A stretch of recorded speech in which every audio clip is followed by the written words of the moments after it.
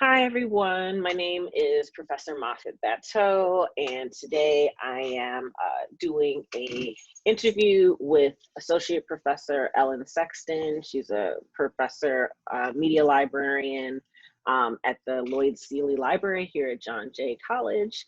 And we're going to be talking about using the various tools of the library to help you navigate your research papers. So, Professor Sexton? There's anything you wanted to add in introducing yourself, or you just want to jump right into it? Well, I'm one of the librarians at the Lloyd Library at John Jay, and normally I would be speaking to you in person. Unfortunately, we can't do that right now, but I do look forward to when we do meet again in person.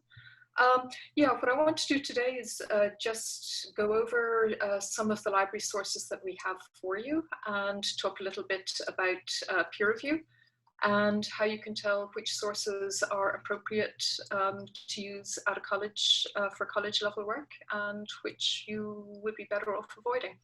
So I'm going to start by just sharing my screen. Let me see.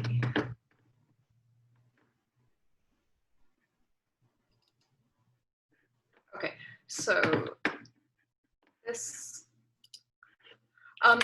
the sort of sources that are appropriate for a college paper, it really depends on what you're doing, but generally speaking, any books, including electronic books that you find using the college library catalog, articles from library databases, reports from authoritative, credible organizations. They could be organizations that you find out on the internet.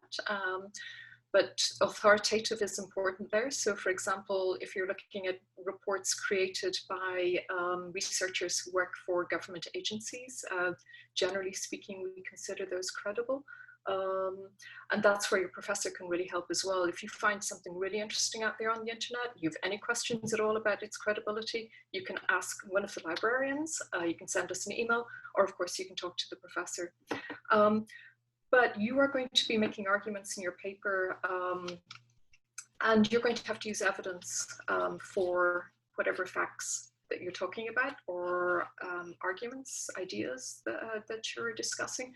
And if you use articles from scholarly peer-reviewed journals, you can make, that's really powerful evidence, and that will help you make particularly strong arguments.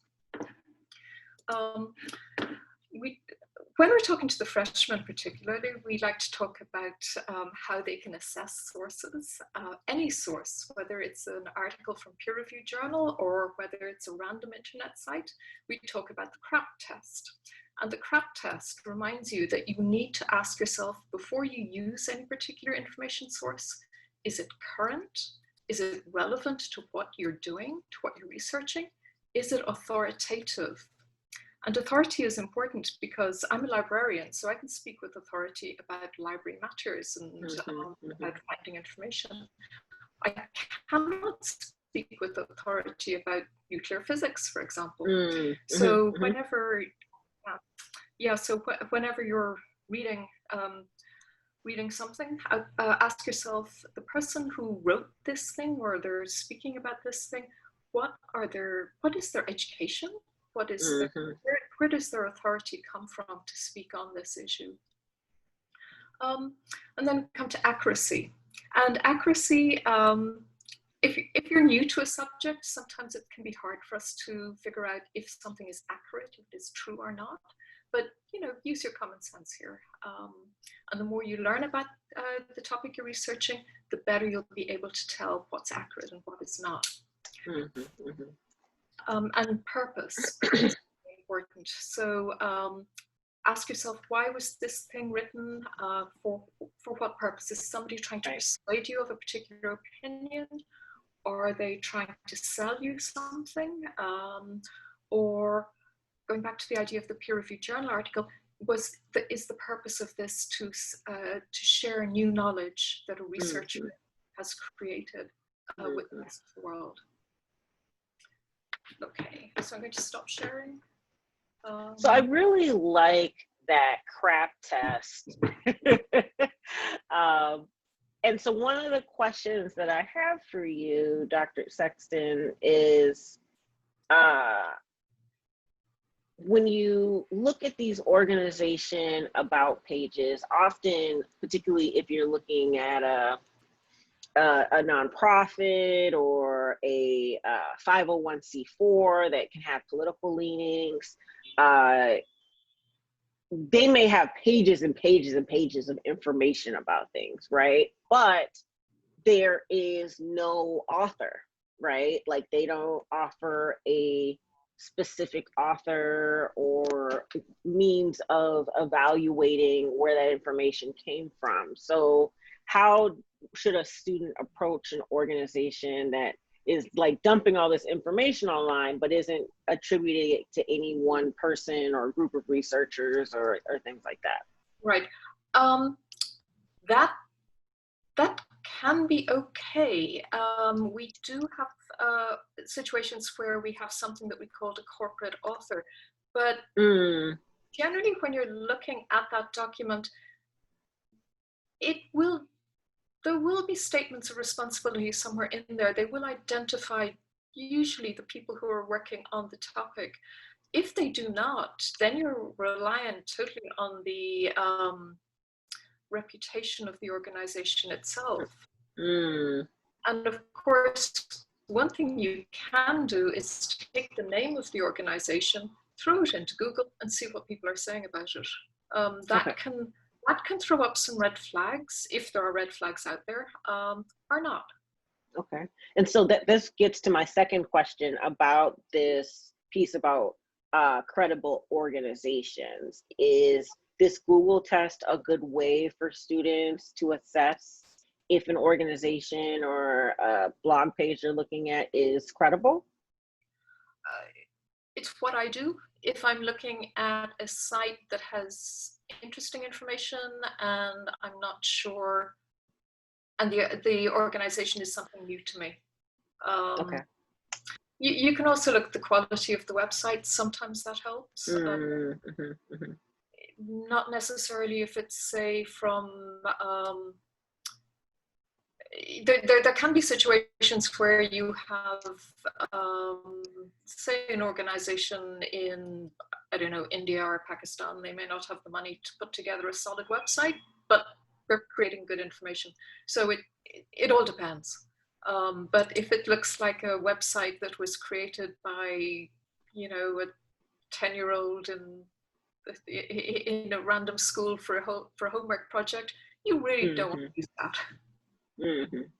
That makes sense. And so how can students identify whether or not some think tank or a other big organization is nonpartisan, or if they have very partisan leanings? And should students be looking for nonpartisan work, or is it okay for them to be using explicitly pro-choice kind of documents on abortion, for example, if they're writing a paper about abortion or a research paper about abortion? It's just as a random example. Sure. Well, then you have to differentiate what's opinion and what is fact. And the most important thing is to be aware that an organization has a particular bias, and they're not normally shy about telling you what their bias is. So you can go to the About Us part of the website, and they usually put out their philosophy there. They'll say, we are, in the abortion case, we are pro-life. And then you'll, you know, when you see that, or they might say, you know, depending on the site, we are in favor of abortion rights, of the right of a woman to control her own body. But you're aware of those, that there is that philosophy, if you like, of the organization. And when you're reading the content they put out, you keep in mind that context and you use or assess it appropriately. There are organizations, of course, that exist to persuade us that their cause is right and that they should join, that we should, you know, join their cause. They're the sites that are trying to sell us a particular opinion, a particular ideology, if you like. So we need to be aware of that.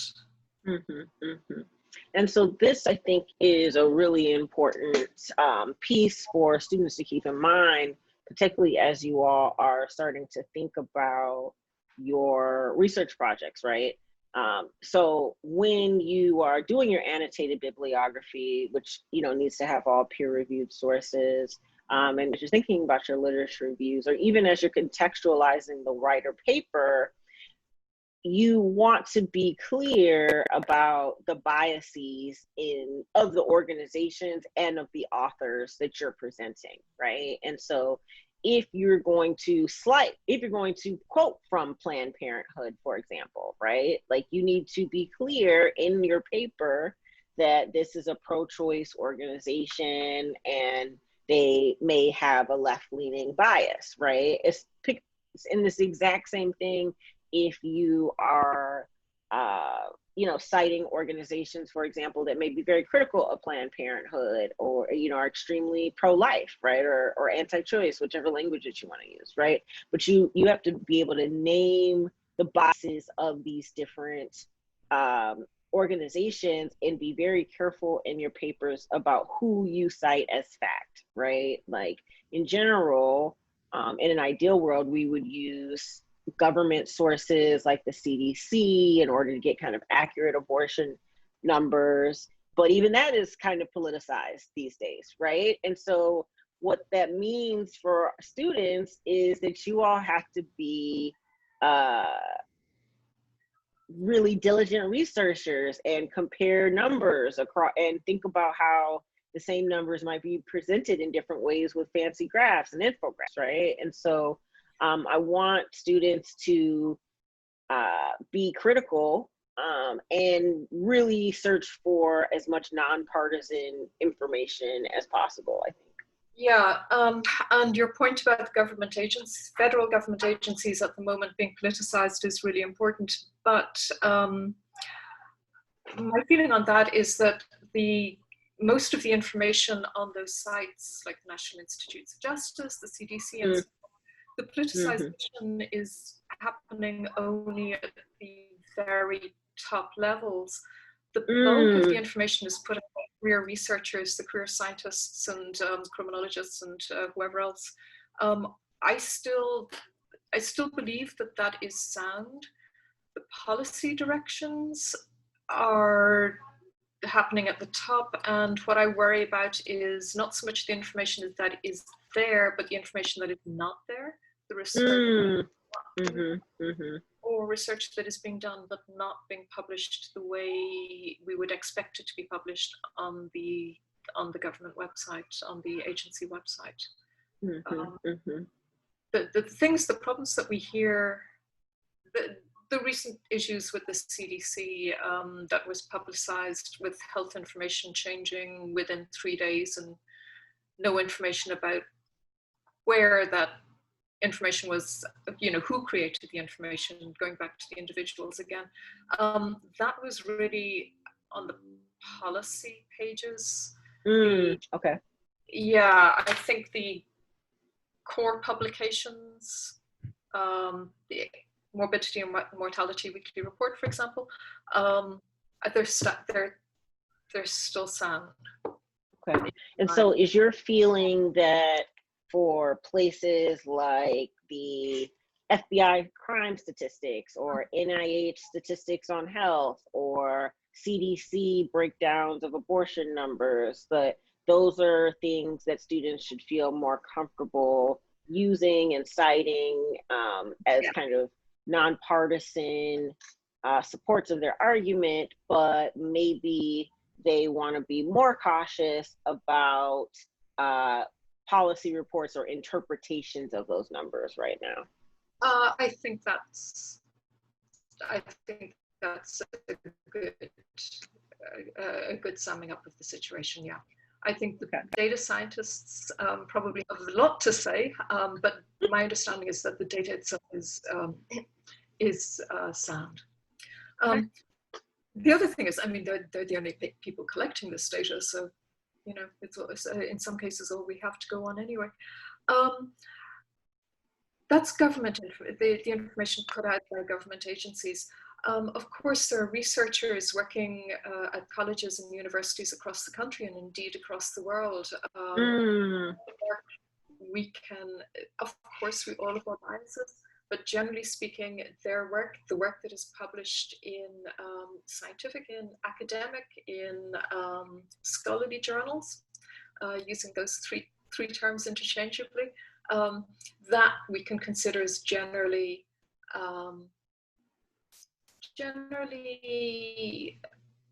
unbiased is such a strong word, but as unbiased as it is possible to get. Right. It's a more trustworthy source, right? And so thinking about the major research centers, University of Washington, University of Michigan, you know, Harvard, Yale, Stanford, they all have different centers for different types of focus, right? And so some might have institutes for criminal justice, some might have institutes on crime or on, you know, police civilian relationships or some such thing, right? And so often you can use the reports coming out of those centers as legitimate sources as well, and places that you can get kind of non-biased, nonpartisan information for, particularly in the kind of reports that they write up. Yeah, and those research foundations attached to a university, again, shy about boasting about that connection in the About Us part of the website or in their document introduction. And the chances are they will either have a .edu URL, web address, or possibly a .org, as distinct, of course, from the commercial .coms. It's a simplistic tool, but it's useful. And you can even, as you, if you're doing a search just on Google, you can limit your searches just to .edu or .gov. Go to the advanced Google searches, the advanced Google settings, which are quite hidden. Could you show us how to do that? Absolutely. Let me go to Google and sorry, and then I'll share the screen. Yeah. Okay. Let me share the screen now.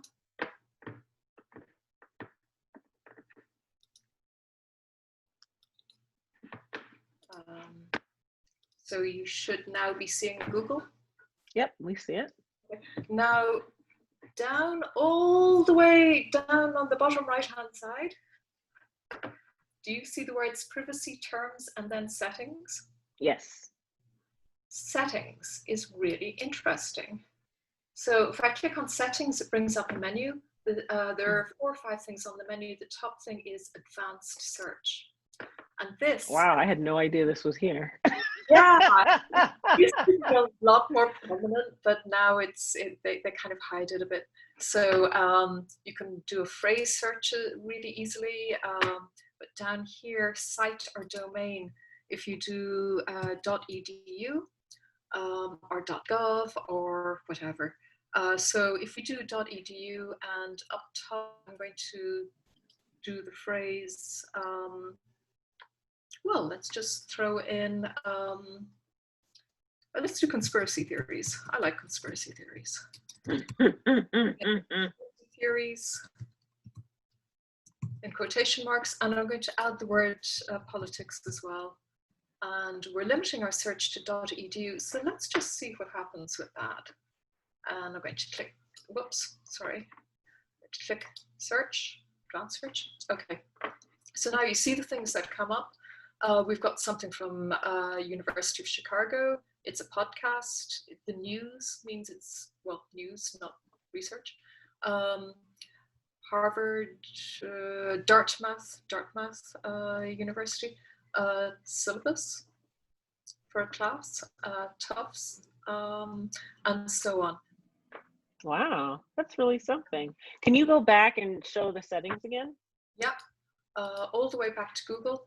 So it's all the way over here, bottom right-hand side of the screen. Whoops, now it's disappeared from me. There it is, settings, search settings. Whoops, nope, sorry. It is advanced search, the second option. There we go. So put in our words there, put in a phrase here if we like, and quotation marks. This works in library databases as well. Put in words in quotation marks. So for example, New York City, rather than searching the words individually, New and York and City. Oh, I see. Okay. You can do .gov, .edu, to limit your search to a particular type of website. .edu is what we just did. If you want to do multiple, like .edu and .gov and .org. I think it's a semicolon. I'm not sure. Let's try it. .gov. Terms appearing anywhere in the page or in the title of the page. Let's see what happens with that. Save search files. Oh, yes. If you do a search for a particular format of the file, for a PDF file, well, let's see what it does. PDF files, PDF stands for Portable Document Format. So many research papers come up in portable document format in PDF. Okay, I did a weird search. I did a search for New York City. Not sure why. Yeah, this is really interesting. Yeah. So we're getting these documents coming up. Let's. These are some obscure reports.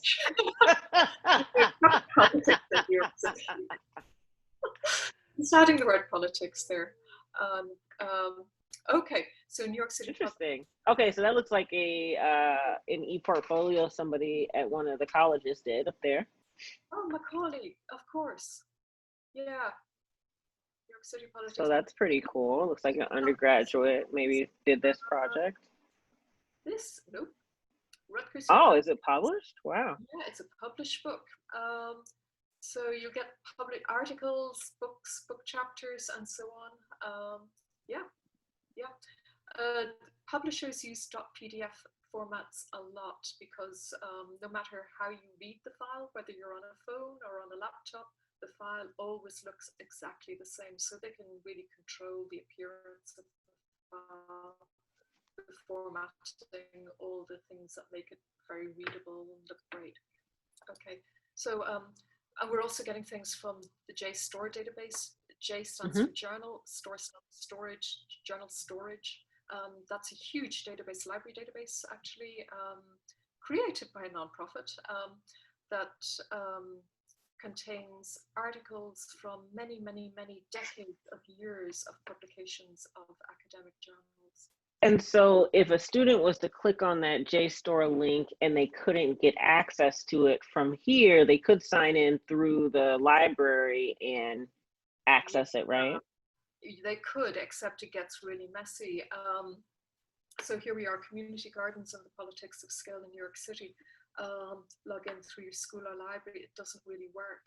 Yeah, I've found that those direct links from Google never work, that I have to go all the way through lib.jj in order to actually access our journal, search for the title name, and then it might come up. So I have to be very motivated. If I saw something like this and it was exactly about my topic, then I might go into the library and do all of those steps. But that's quite a bit of steps. We're going to talk a little bit later about databases and such, but for now, it's just important to know that JSTOR is a very popular academic journal or academic database that's well respected by most academics, but it is not it's not accessible to the public. And so you have to log in formally using your John Jay and sometimes your CUNY credentials in order to access things that have that JSTOR.org address on it. Right. One thing that I've actually learned from students, they showed me this in a class once, and it works beautifully. And I had, if you find something that you like on the internet and you can't get access to it, if you just take the title of it, in this case, etc., then you go to the library website here, and you put that title into the OneSearch search bar, Mm-hmm. and you search, quite often, not always, but quite often, it will get you access to the thing. Oh, okay. So you don't even have to go directly into JSTOR yourself. Most of the time it'll show up in OneSearch. Right. So here we have it in OneSearch. It says available online. And this is where, you know, I keep my fingers crossed and hope our software is working the way it should. Mm-hmm. Well, we're saying you needed to sign in, right? So I guess at some point you'll have to sign into the system. Yeah. And here is where I sign in. eSexton, which is my email. The first part of my email address. For the students, it would be more likely something like this, ellen.sexton. But for and faculty, it's just eSexton, then my password and login. So John Jay email information. And that gets us in. And there, finally, we get into the full text of the article. Okay.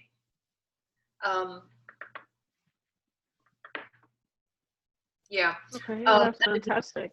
Yeah, and it's been reformatted, as you can see, so it doesn't look, it looks quite different from the PDF format. And it looks like they can send it directly to their Google Docs, download it as a PDF. The send to command up on the top right hand side. Yeah, yeah. If they email it, it goes as an attachment. Yeah. So is there a real difference? You've shown me something about Google I had no idea about. Is there a real difference between kind of doing that Google advanced search versus students doing Google Scholar search? That's a very good question.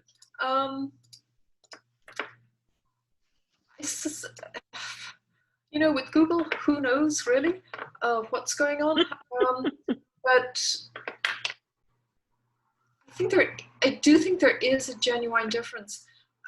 Our search, limiting the search to the PDF, that tends to bring up, as I said, the published stuff, which would overlap with the scholarly stuff, but it might include other things. Let's see if we can get to Google. Yeah, they don't even have it listed under there anymore. I end up just Googling Google Scholar. we do. Yeah, right, that works. That totally works. We also have a link to it. Oh yes, let me show you this. We have a link to it on our homepage, on the library homepage. Here's the library page. In the middle where it says databases, sorry.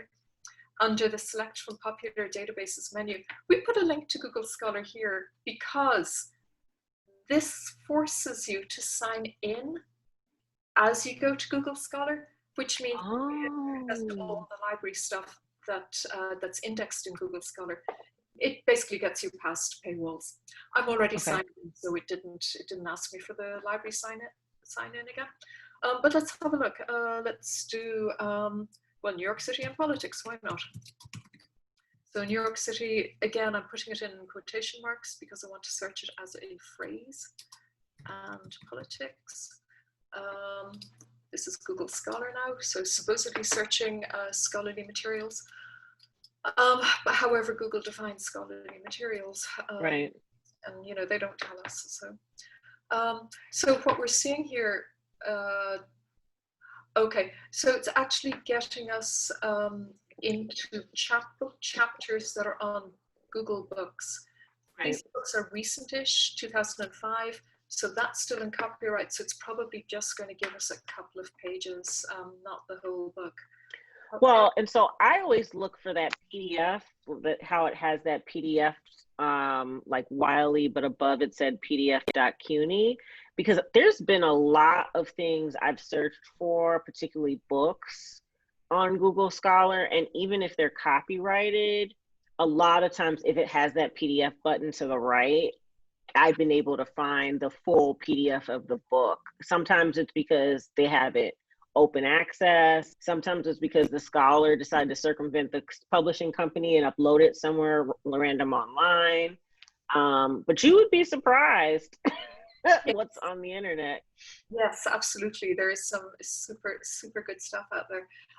The Find JJ full text, that comes up and the cuny.edu, that comes up because we went to Google Scholar by going through. Oh, okay. So it's showing us full book texts that are available through our library that students can check out electronically or download as a PDF or some such thing. Correct. Yeah. So we can find the JJ full text. That should bring us back. That should bring us to the right database. Wow, that's pretty cool. Okay, and here we go again, available online.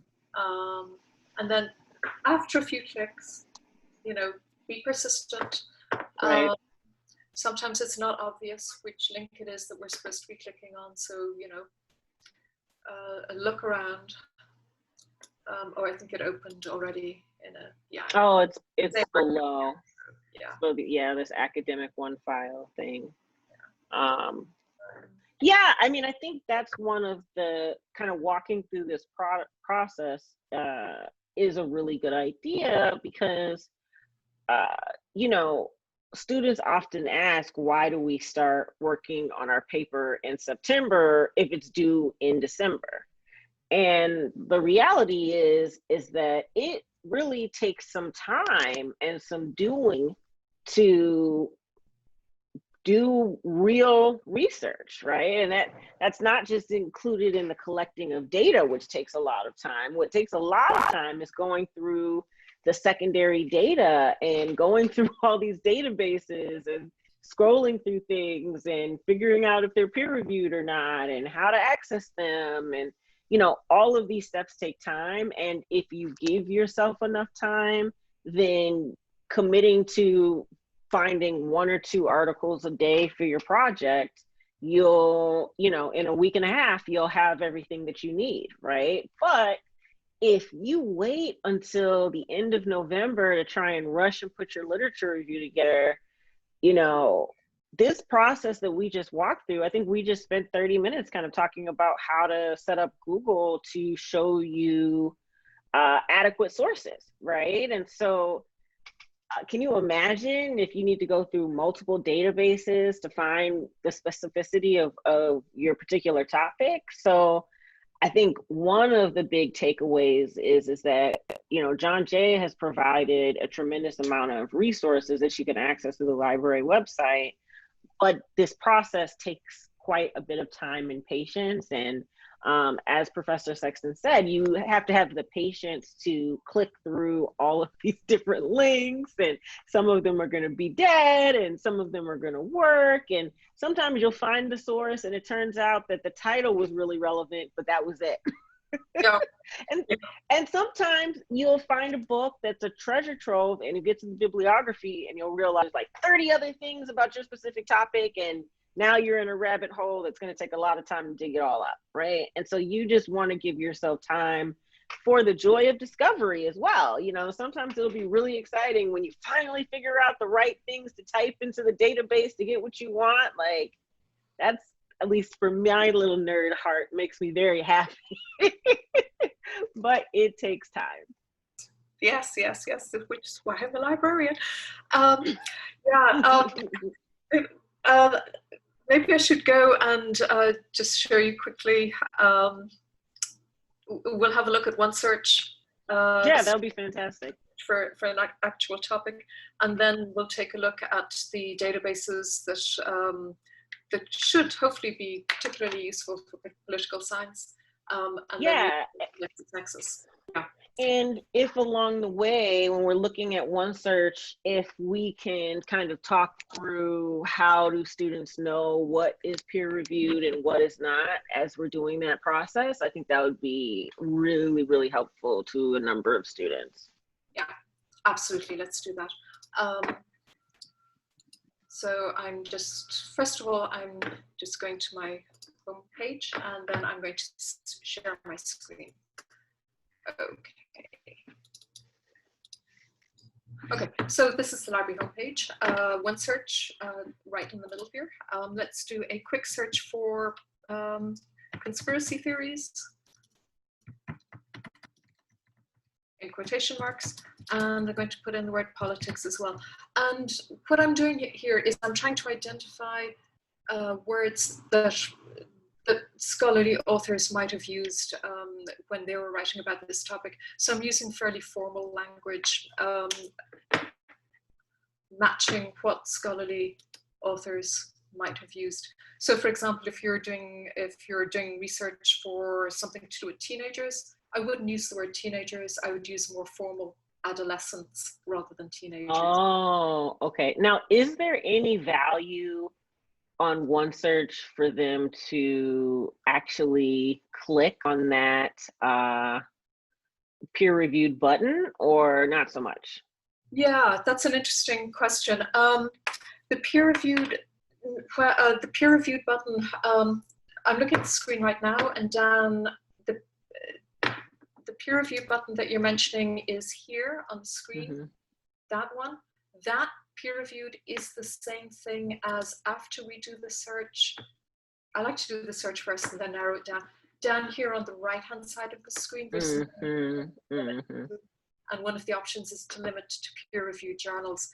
Both of those buttons do the same thing, and it's an approximation. Right. And let's just see what. And then if they did that, it would also sort out books that come from academic presses that are peer-reviewed as well, right? I'm actually not sure. I don't think it does. I think it's just identifying articles that have been published in journals, and the journals publish peer articles that have gone through the peer review process, which is a roundabout way of saying it's really approximate. Looking at the screen right now, I'm looking at numbers 5 and 6. Yes. They both have this little purple icon that says peer-reviewed. Right. And below them, there's something that doesn't have that purple icon, and it's a book, this green conspiracy theories book. So we're seeing. Yeah, I don't think I've ever seen that peer review icon on the academic books. And so I'm wondering, how do students know if something is peer reviewed, if the peer reviewed, because it is an approximation, right? And I think that's really important for our students to know. So how do you know if something is peer reviewed, even if it doesn't have the purple peer reviewed button on it? Right. Yeah, peer review, books, academic book, well, I'm coming from kind of a more sciencey background, so when I talk about peer review, pretty much 99% of the time I'm talking about articles, scholarly articles, as fairly short things between 5-10 pages, that sort of thing. Books that go through peer review, it's kind of a little different, and I'm not. These would be books that would be published by academic presses, and I think looking for an academic press information but it's doing a different. It's well. I mean, I think that's right, because and sciences and so on. Let's look. Yeah. This one, Conspiracy Theories in the Arab World, Sources in Politics, that has a really unsexy title. It's very exactly. This is an academic, scholarly publication, but let's take a look. That's exactly right. Okay, so here, but this is where it's tricky, right? So you scroll down and it says London Routledge, right?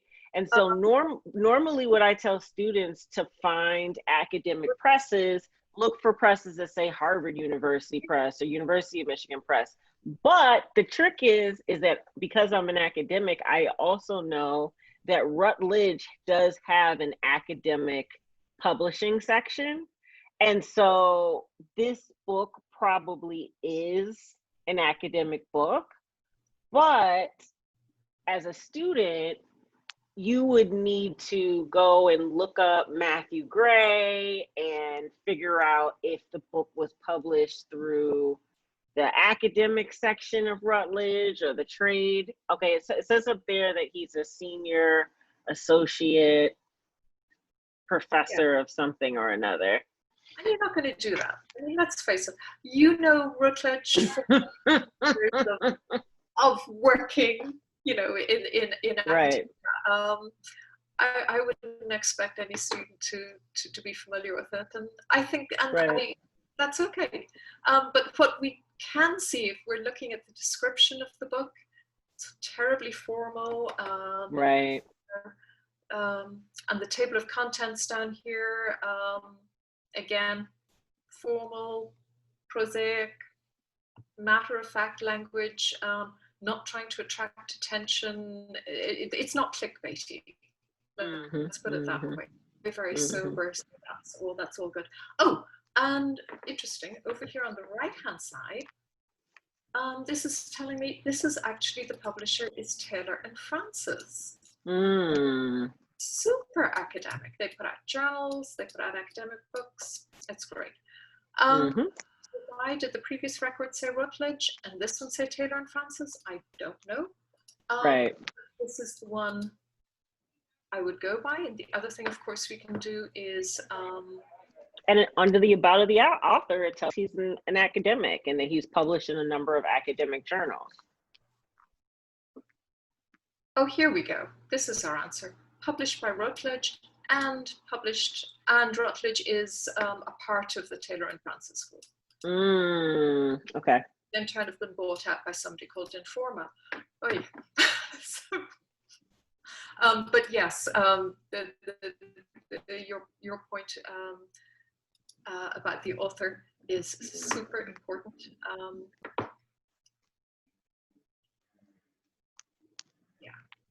Yeah, this book will appeal to students and to scholars. Aiming it not at the general public, they're aiming it at people who are studying this field. Yeah. And I think your point about most students not wanting to go through this many steps just to figure this out is right? And so I think it's okay for students to look at something like this and say, I have no idea. I need to know for sure. I'm going to skip it, right? If it turned out this was a book that was just perfect for your topic and central to what you wanted to argue in your paper, then sure, take all of these steps to figure out if this book is in alignment with the peer review criteria that's been set for this class. But if it's just kind of tangentially related, then maybe it's not worth all of these steps, right? I think, though, the point that we're trying to make in this conversation is that even as professional academics, we have to take a lot of steps to kind of figure out where something comes from. Unfortunately, although the peer review button on the John Jay Library website is excellent, it is not a get out of jail free card, right? Like, often you're gonna have to take some steps to evaluate these sources on your own. Yeah, let's click the peer reviewed button and let's see what happens to our results. So we're going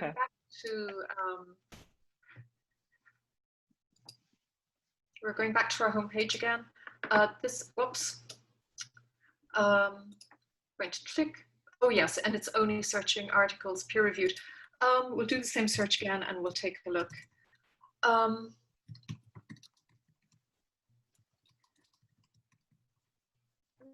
Peer-reviewed journal articles, they're wonderful sources of information, but they can be really difficult to read because they are written by researchers, by these experts in their research area, to be read by other experts in the research area. So a lot of the time, they don't explain things to us. They assume that we know certain theories, certain vocabulary, certain facts already.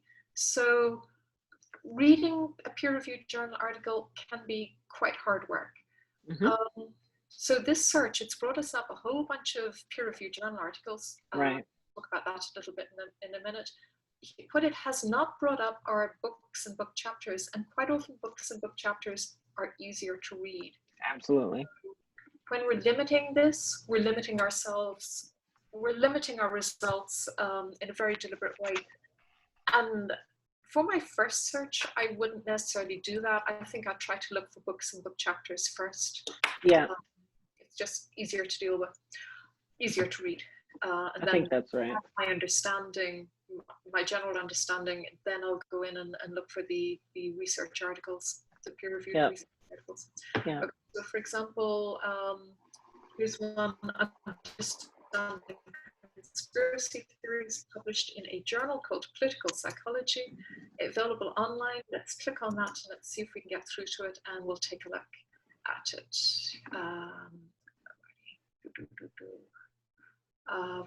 This was published in 2019. Okay, I'm actually going to, I could go into any of these links. I just usually start at the first and work down. For this particular one, it says most recent years not available, so I'm actually going to go to the last one. What I usually do is I just keep clicking until one works.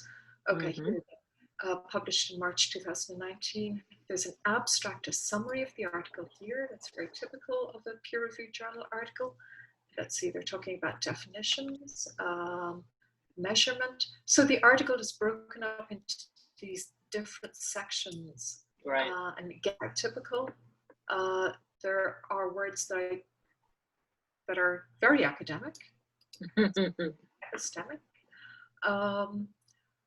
So again, written for people who are already familiar with the field. They're not going to explain to me what epistemic means. I'm going to have to go to a dictionary for that. And then down at the very end, somewhere, okay, this is, so you see all this, Yablokov 2018, Drochin 2018, Fuller 2018. These are all works that other books, articles that are being cited by the authors when they're creating their arguments here, when they're writing their discussion. And if we click on any one of them, that would bring us to the citation. Right. Okay, so that was citing a book called Fortress Russia. Okay. So again, that's very typical of an academic work, citing other people's work. Yeah, and I really appreciate you kind of scrolling through this whole piece like this, because one of the things I tell students is your point is exactly right, that it's almost overly verbose, overly academic. And so, you know, oftentimes you really only need to read the abstract, the introduction, and the conclusion to figure out if this is something that you need. And then if it's central, say your paper is about conspiracy theories and the law, for example, you might decide to go more in depth in this particular paper to figure out things like, okay, how is he defining and measuring conspiracy theories? Can I replicate that in some kind of way, right? But, or actually it looks like the lead author is she. So you wanna mimic that, but I think also your point about academic books is a really good one. And this is why it's so awesome that the references are all listed on the right-hand side, because you can see what academic books this paper is referencing. And often those academic books take more time in their introductions and in their conclusions, to spell out, you know, this is what we mean when we say, you know, epistemic issues in the field, or, you know, spelling out the psychological impacts of conspiracy theories. And so you can go scroll through the references like Professor Sexton is now, and this is fantastic because it essentially allows you to click right into back into the search mechanism to kind of see you know, if the library at CUNY is the whole copy, right? You know, and so I really definitely recommend not getting bogged down in trying to read these things word for word for word for word for word. First, you know, assess its value to you by looking at the abstract, the conclusion, the introduction and the conclusion, and then from there, read whatever sections you need to have greater understanding. But often the central argument and the findings are always in the abstract, the introduction, and the conclusion, and maybe even the discussion section. But you know, academic articles are incredibly repetitive in that way, right? They like repeat the same points over and over and over again. You know, and so also be strategic in terms of how you approach this, because if you allow yourself to get bogged down, it can be really disempowering for students. And I want this to be an affirmative process. Yeah, for sure. Yes, indeed. Yeah, the abstract, the introduction, the conclusion. Also just notice that the authors here are, and their affiliation. Lead author was working at the University of Kent when she did this work. This guy is working at the University of Miami, University of Kent, and so on. Oxford University. Okay, so all academics, professors, researchers working at these prominent universities. Yeah, okay. Now, we haven't actually talked about peer review as such. So let's just look at that. So I have a slide somewhere. I'm going to stop sharing for a minute, and then I'm going to fooster around my peer review. I think it'll be nice to walk through exactly what professors mean when they say peer review, right? It's this kind of big term that we all throw around and say, this is required. Yeah, exactly. But why, and what is it, and why does it have value? You know, these are, I think, questions that, you know, it's good to have out there in the universe at some point, the answers. Okay. I'm going to share my screen. Am I already sharing my screen? No, not yet. Okay, let me see if I can find the right button. Here we go. Okay.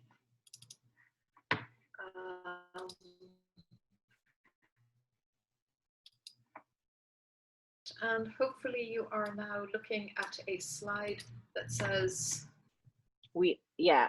Here we go. There it goes. Perfect. Typical features of a peer-reviewed article. Let me move that button around. Okay, so overall serious, thoughtful tone. Think boring. Think not. Starts with a summary or an abstract. It's organized by headings. You know who the authors are, and citations throughout. So all of that. Okay, so this went through, the article we looked at, it went through a process called peer review before it was published. And what peer review is when somebody writes, when scientists or political scientists or sociologists or whoever you have, they're working on something. They're trying to create new knowledge. They're trying to tell us, they're trying to learn something new about the world that has never been known before. This might be a very small thing, but it's something new. They write up the results. They send off the manuscript, the typescript, the Microsoft Word file, if you like. They send it off to a journal, to the editor of a journal. And the editor of the journal takes a look at it, decides, yeah, this looks interesting. This looks as if it is indeed new knowledge and seems okay. But I don't know much about this particular area, so I'm going to send it out to other researchers working in this area that do know about this topic, and I'm going to ask them what they think of this manuscript. So that's right. These people over here. They read the article, they provide feedback to the editor. They might tell the editor, no, this is complete rubbish. This person, these people, they have no idea what they're talking about. Right. They're publish it. And the editor will say, okay, sorry, nope, not publishing it. Or Right. more likely what they'll do is they'll look at it and say, yeah, this is great. This looks fantastic. We've some questions about the statistics. We've got some questions because this author did not read the work of Brown and Smith. So they need to go back and read the work of Brown and Smith and then tell us how that fits in with their hypothesis, and so on. So they pass all these questions back to the editor. The editor sends them back to the original authors. The original authors answer the questions. And then if the article, if the article meets the editorial and peer review standards, then it's published in the journal. Right. So let's see, I have another slide as well. Yeah, here's a slightly different version of it. Author submits the article to journal up here. Journal editor screens the paper, rejects it, or the author sends it out to the reviewers, the peer reviewers.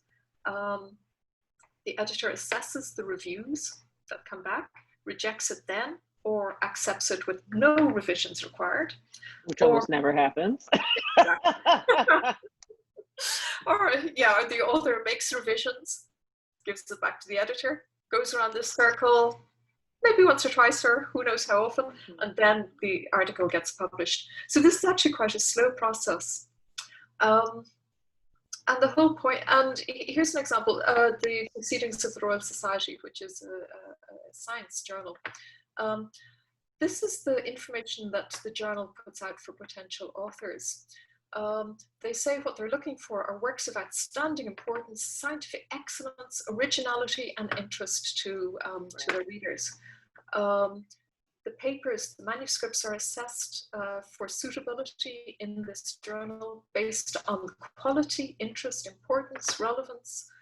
Many good papers are rejected at this stage, often on the grounds of being insufficiently novel or too specialized due to extremely high coverage space. So all journals on their website will have something like this, information for potential authors who might want their work published in this journal. And the really interesting thing is, so the authors, they're usually professors, researchers working at a university. They don't get paid for doing this work. But they're getting paid their regular salary, and part of a professor's work is to carry out research and to publish that research. So that's how they're making their living. But the journal doesn't pay them. If you were writing an article for a newspaper, the newspaper would pay you, but not a scientific journal. It's very interesting. Okay, so that's a quick look at peer review. It's also a slow process. So if you're really excited about an event that happened 2 weeks ago and you want to find peer-reviewed articles about it, it's not going to happen. But you might find peer-reviewed articles about a similar event that happened 2 years ago, or about generally something that the context in which the event happened, that sort of thing. And that's so important. So for example, for students who wanted to write a paper about COVID and how the government responded to it, right? You generally will not find academic peer-reviewed papers speaking to something that happened in that same year. However, you might find academic journal articles about the 1918 flu pandemic in the United States, or you might find academic articles about how New York City dealt with Hurricane Sandy, or how New Orleans dealt with Katrina, all different types of disasters. The exception to that, though, is that there are some journals who are rushing papers through because the 2020 pandemic is considered of such national and international importance that those papers are kind of being prioritized in the pipeline. And so you'll increasingly find what they call preliminary studies in medical journals about COVID. You may also actually in academic and like social science journals like political science and sociology, you may see some initial kind of thoughts and preliminary findings about COVID. But you have to be extremely skeptical of things that you're reading that came out about things in the same year. They haven't had that much time to study it. They haven't had that much time to kind of go through evaluation. And a lot of this is being retracted like 6 months later, right? And so in general, I think, you know, being cautious, particularly when you're looking at things that happen in the same year as that you're particularly interested in, you really have to take that kind of with a grain of salt, because it's not necessarily being studied with the same rigor, mostly because time doesn't allow it. Yeah, and we haven't had, yeah, sometimes a certain sense of distance is needed. The COVID example is very, very interesting, and yes, it is an example where publication has been speeded up, but the articles are still going through peer review. I do remember one or two were removed from the publications afterwards, were retracted. That's really unusual, but yes, it happened. The other thing that happens though is that, and I see this a lot on discussion boards,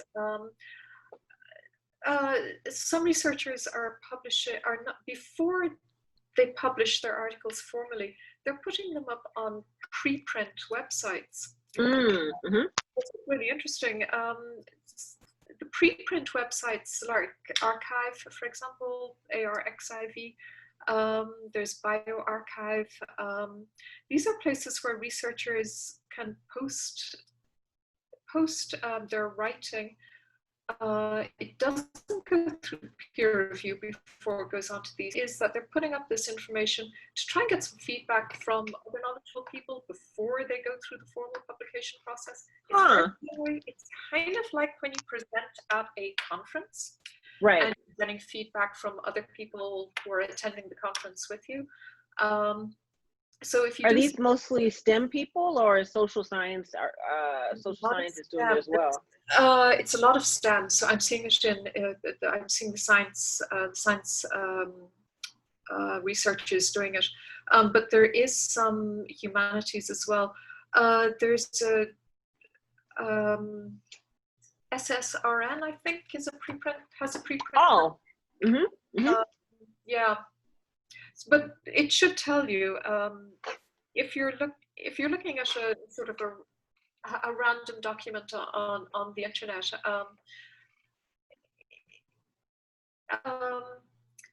If it's a preprint server, it'll be upfront about that. It'll say this has not come through review, and it's interesting, but it's not.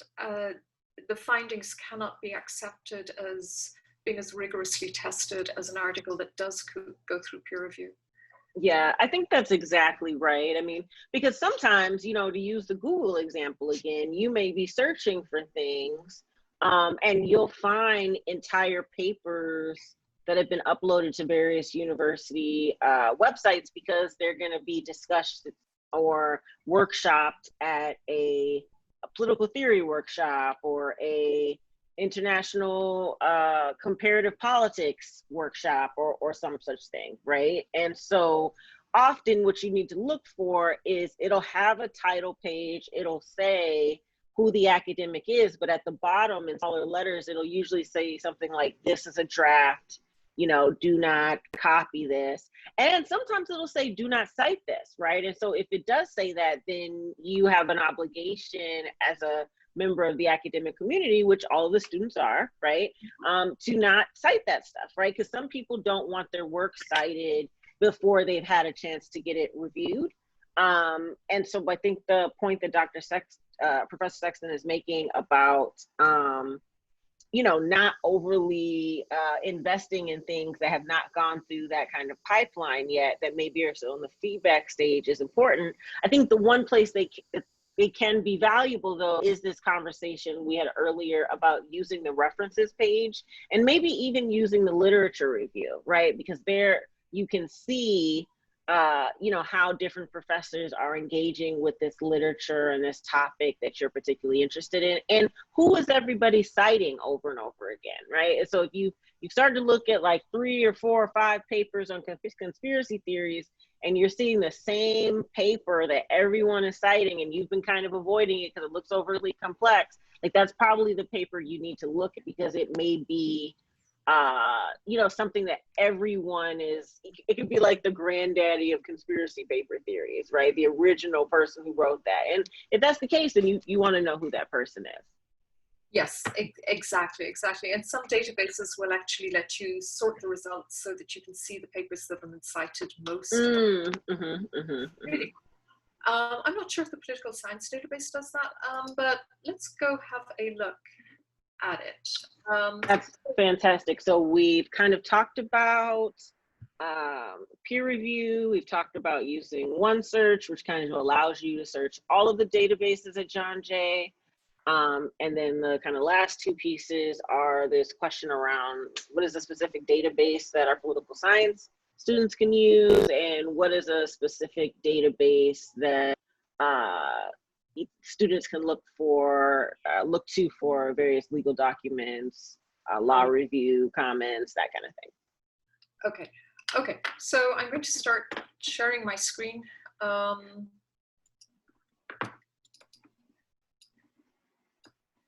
Okay, so now hopefully what you see is the library homepage. Yep. Great stuff. Okay, so looking at the library homepage,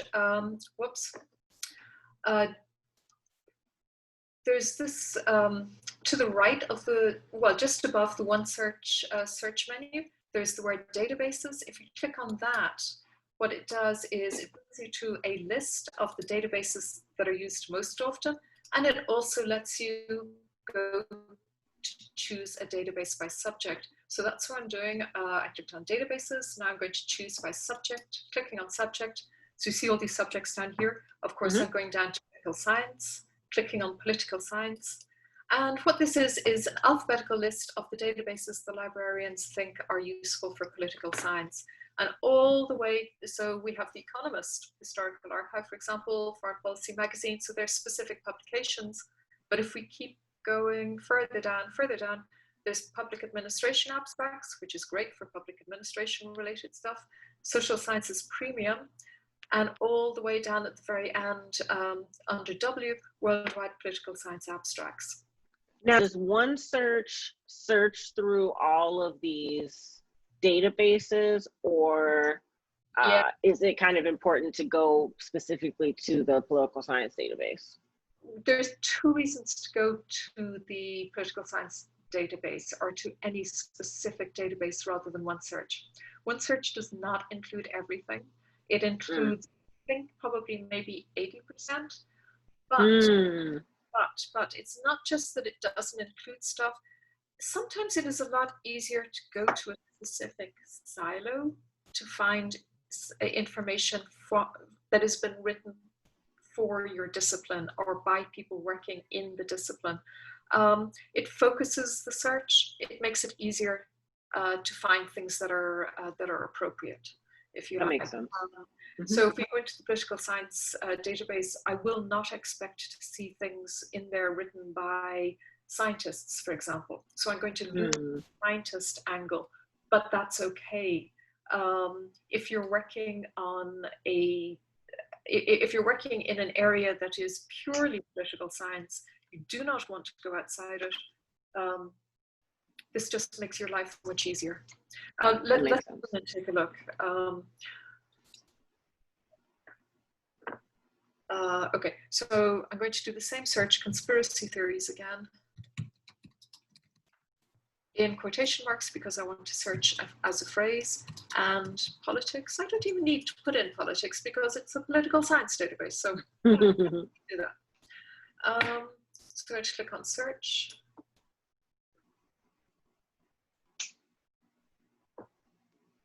So now what we're getting, we got a huge number, 1470, so maybe this is telling me I should be a little bit more specific in what I'm looking for. I'm just exploring right now, so that's okay. And what we are seeing down here, cited by two people, cited by two people. So that's kind of interesting. Cited by 83 people. This article Wow. from the British Journal of Science, right? So if that was on my topic, that might be, you know, a classic article that maybe I should know about, that maybe I should read. Yeah. And that author, Karen M. Douglas, is one of the authors that we saw in the previous paper we were looking at. And so, you know, it seems like she's somebody who writes in this area quite a bit. If we can show the abstract using the link over here on the right-hand side. So the abstract is our summary. We could look at that. If the summary is interesting, then I'll go further. If the summary is not interesting, I give up at this point and Okay. go one of the many other things. If I do like it, I'm going to click on the Find It at CUNY button, and that, if our software is working properly, should bring me straight into the full text. So is everything that comes up in this database a legitimate academic source? Like any book, any journal that comes up, I can trust it in this database? The material in this database has been chosen by a human being working for the index, who has decided that yes, this is a solid source. It is reliable. It is written. It is authoritative. It is written by somebody who is an academic working in this field for this particular database. Except I think it does include also some non-peer-reviewed material. Let's look over here on the left-hand side where it says source types. This tells it does include magazine articles. 190 magazine articles, 247 dissertations, PhD dissertations or master's theses, 1,000 articles from scholarly journals, and 8 things that are probably book chapters, things that came from books. Okay. So the magazines, we can decide to exclude them if we want. But you know, the thing about magazine articles, they're written for the general public. They can be easy to read. That can be a good thing. Yeah. Now the magazine can give us an overview of the field, right? Because sometimes academics do write in these more rigorous magazines like Foreign Policy or Foreign Affairs. I'm seeing some stuff from Dissent. I'm not as familiar with the National Interest, but you know, there's just a number of these magazines that they may not peer review, but they have a pretty rigorous system of fact checking, which you know, can be important. Right. It's not just random blog posts or the New York Post would not be in here, for example. We're not getting more sensationalist publications. It would more likely be long form journalism. Journalists that have actually been given enough time to really research whatever it is that they're writing about. So yeah, they're not reporting new research the way a peer-reviewed journal article would, but it's journalism, but it should be good quality journalism. And so for the students, you all couldn't use these magazine articles, for example, for your annotated bibliography or for your literature review, but what you could use them for is other secondary sources that you might use to back up other claims of fact or to provide contextual information for your paper and so on. Right. You don't have to cite everything you read, of course, and a lot of what we read is just to educate ourselves, you know, in this new area that we're researching. We don't cite everything. We choose what it is that we cite. Okay, so that was the magazine filter. I'm going to get rid of that. Let's go back and see what else. Okay, so 1,000 articles from scholarly journals, 8 books. Let's look at the books.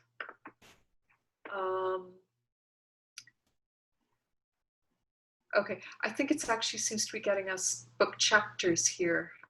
Interesting, yeah, because it looks like it's all from the same book, so it might be an anthology. Could be, yeah, this thing called The Age of Anxiety. And again, if we click the Find It button, see if it'll bring us through to the actual text. And it seems to bring us into what I recognize as OneSearch, and it tells us we have a physical book. But unfortunately, right now, that is no use whatsoever to us because the physical library, so that I'm afraid is a bit of a dead end. However, your students, your students are 300 and 400 level students, and, and know that if they identify a book chapter that they really want, that they cannot get access to, they can email the librarian and say, please, I'd really like this book chapter. Is there a way that you can get it for me? And we do a thing called interlibrary loan, where if you identify that a book chapter exists or that an article exists, we can ask other libraries to send us an electronic copy of this thing. Yeah, that's fantastic. Yeah, it takes time, but it's usually just a few days, and these days it's very useful indeed. So this going into the political science abstracts, the political science database, we're searching a smaller universe of material. It's all political science, and it can make research.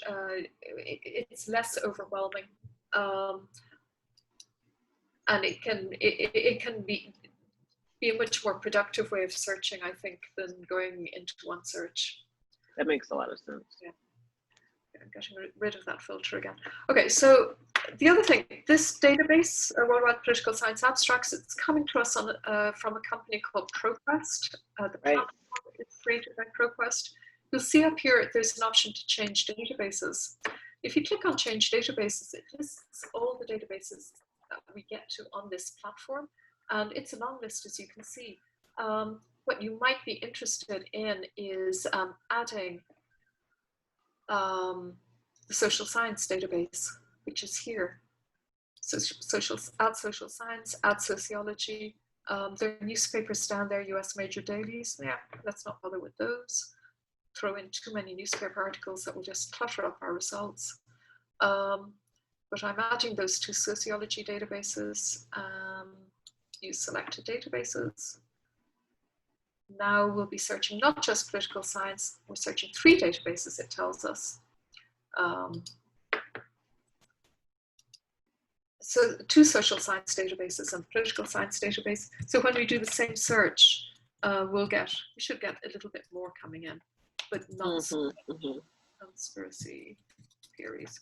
Of course, as I found out from my earlier search, I need to narrow my search down if I'm getting 1,000 results. So maybe I'm going to look at I'm going to look at Pizzagate. Some way of narrowing the search down. Focusing a little bit more. And so now we're not just in the worldwide political science abstracts, we're kind of within the ProQuest system, and we've combined 3 of their databases, including the worldwide political science abstracts database. Yeah, that's correct. And the electrons are bumbling around, and here we go, now we get a result. Okay, so this is really interesting because it tells us it's a blog or a podcast or a newspaper or a scholarly journal in the kind of left-hand side. And so, you know, I hope at this point students are realizing like what you're really looking for in terms of your annotated and your literature review are these scholarly journals, but these other kinds of sources may be good in terms of providing yourself with more context. Yeah, it's context. And it is a curated collection. It's not random blog posts. This is not working like Google. There was a human that made the decision at some point that this is an authoritative source, and not to go into this database. So there is this kind of gatekeeping going on. Yeah. Yeah. Well, this is a fantastic resource. Yeah, I really like it. And oh yes, the way they're sorted, it's actually over here on the left. They're sorted by relevance. It's what the algorithm thinks is relevant. You can also change it and put the most recent first. Sometimes that is more useful than the relevant sort. Yeah. Okay, so that's a very quick look at the political science database, and we added on those two sociology databases. We picked them up here: social science database and sociology collection. Okay. And do you mind showing us LexisNexis very quickly in terms of how students can go about finding a court summary or a case summary or a law review article? Yeah, absolutely. So I'm back at the library homepage. Again, I'm going just to the word databases, which is just above the OneSearch search box, clicking on databases. I'm going to select from popular databases. I'm bringing this, I'm pulling down the menu, and oh, there's our Google Scholar that we saw earlier. And here we go, Nexus Uni, LexisNexis. This is our big legal database. Actually contains lots of newspaper articles. But what we're going in right now is we're going to look for legal materials. Over here, it asks us, what are we interested in? Law review articles or cases? I'm going to go to cases first. Can you click both, or you can only choose one at a time? I can only choose one, actually. It says federal cases or state cases. I'm going to stick with federal cases, and it asks me to put in words describing my case. So, hey, let's see if there are any cases for conspiracy theories. I don't know. I don't know if there are, but.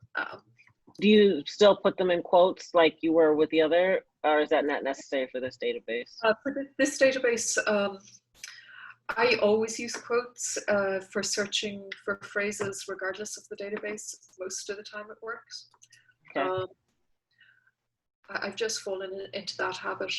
Yeah, it seems to be working here. Actually, even brought up, yeah. So wow, that's really interesting. Yeah. So they're case reports. These are all cases where the case was brought to court. There was a ruling, and then one of the parties appealed that ruling. And what we're reading here are the case reports of the appealed case. If we click on the title, it brings up the full report, the full legal report of what the case was. And where do those reports come from? Those come from official court reporters. Okay.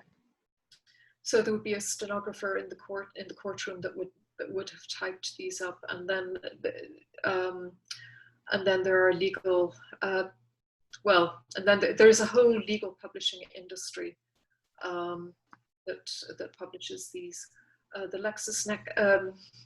It gets very complicated very quickly. Right. Yeah. So this is, and then the BR would be the case reporter. The abbreviation for this case reporter, I have no idea what it is. Let's see. Oh yeah, here's one I actually recognize. Oh no, I don't. This one, F sub, would be the Federal Supplement, 3rd edition. Okay. Yeah. So that would be a federal government official reporter. But then Lexis, well, the legal stuff gets immensely complicated, so I'm not going to say any more about it. I'm tying myself in knots. Okay, going back, so that's a quick look on how to find cases. Right. Law reviews, looking for law reviews, I think generally can be more productive. So again, guided search, what am I interested in? I click on law. Now I'm going to put in words describing my topic, conspiracy theories, and I'm going to put in politics. I'm just putting in a second to try to narrow it a bit. Choose date range, just the latest, or 5 years. Yeah. Click on search. And let's see what comes up. So law reviews. Law reviews are journals that are published out of law schools, generally speaking. And quite often they're written by law students, or the law students will edit the journal, and the articles might be published by legal scholars, professors. Right. So it's quite a mismatch. Here's one. Are they peer reviewed in the same way that we understand peer review outside of it, or okay? No, they're not, which is kind of unusual. It's a characteristic of law reviews. So let's look at this one. It's an essay, Conspiracy Theories in the Marketplace of Facts, written by an associate professor of law at a school of law. So can students trust what is in law reviews then, or? Yeah, look at the author. If the author is a professor, it could be terrific. If the author is a student, it could also be terrific. It all depends.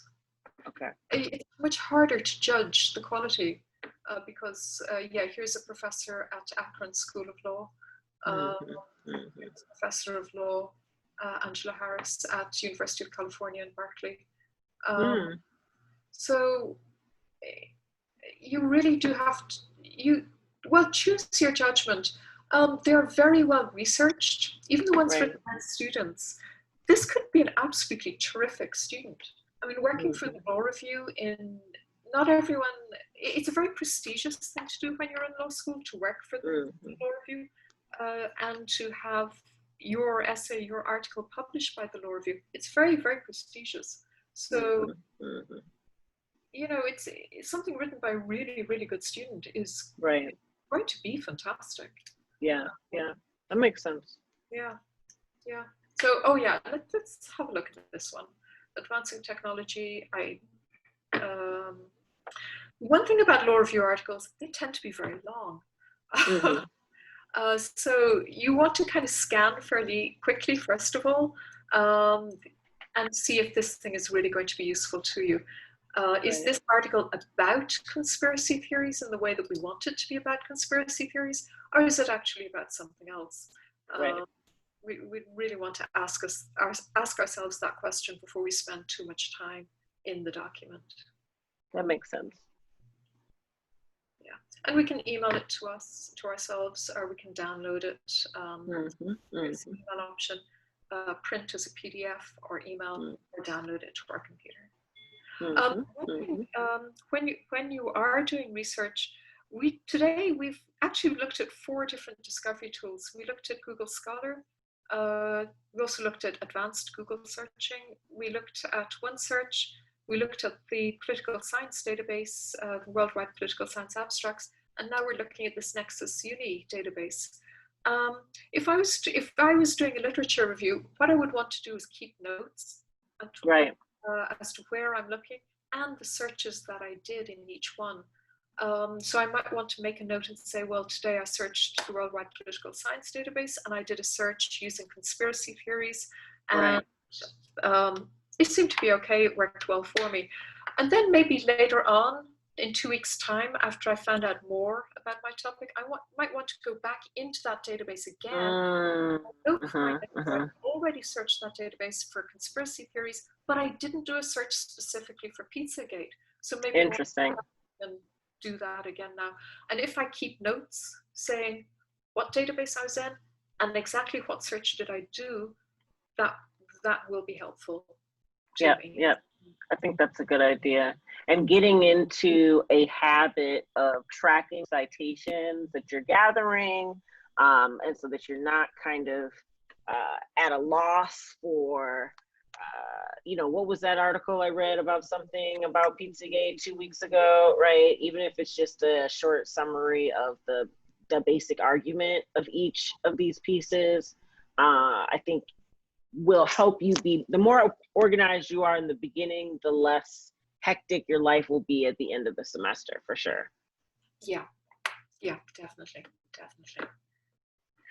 Well, this has been incredibly helpful. Thank you so much. I know we've gone over time already, but I really appreciate your generosity and kind of walking us through this. And I know that this will continue to be a resource for our students.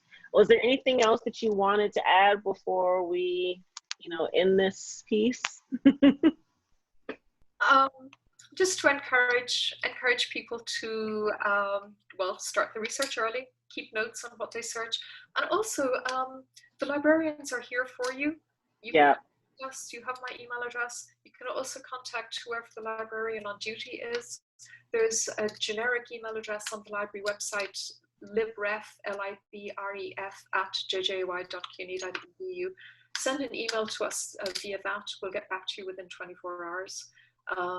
We can, we may be able to help you with your research, in that we might be able to suggest a search strategy for you, suggest a database, suggest search terms that will actually work, that sort of thing. We also have a chat service on our webpage. It's this little chat widget. It pops up in some of the databases as well. So there's a John Jay librarian behind that, and you can communicate with us that way. Start early, keep notes. Yeah. And use the librarians as a resource, because you guys have an awesome and probably the best sense of what is there than anyone. So I can't thank you enough, Professor Sexton. This has been wonderful, and thank you so much. Absolute pleasure. Thank you so much.